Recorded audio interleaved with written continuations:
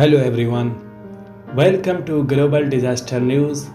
An earthquake of 4 magnitude felt in Peru. Depth of this earthquake is 10 km and this earthquake felt on March 19, 2022.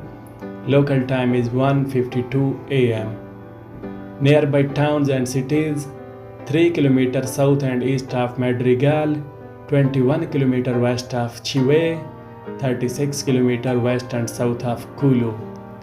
Weather at epicenter at time of quake: overcast clouds, 11.5 degrees centigrade, 53 Fahrenheit, humidity is 91% and wind is 1 meter per second from south and east.